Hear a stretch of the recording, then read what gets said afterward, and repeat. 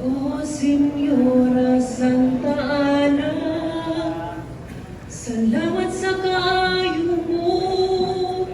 Daghang salamat sa sagana. Ubas ko nga kayo pa. Maayong adlaw kaninyong tanan. This costume is a stunning tribute to every manunumod, or in layman's term, a trader.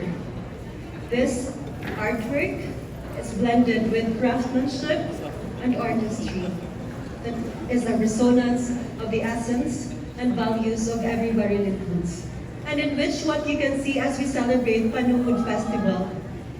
This headpiece is a powerful symbol of our Baril's natural resources and our dedication to farming and to animal husbandry.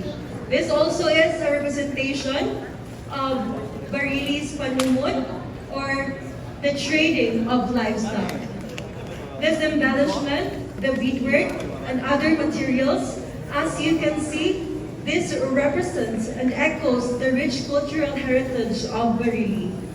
Aside from that, the warm color that is being used by my artist represents the unity of every people, of every animals, and the costumes that you can see during Adlaw sa Ting Panumud, Huwebes Ting Panumud sa munisipalidad sa Barili. And lastly, this painting wraps this artistry, as this artist gives the life of the animals that has been present during the Ting Tumod.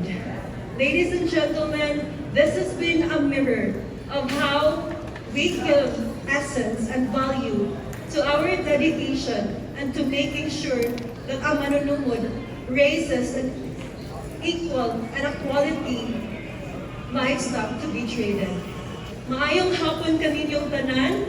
Ako si Althea May Uy, 21 anyos ang panuigon, mapasigar buhong nagrepresentar sa Panumud Festival gikan sa munisipalidad sa Barili.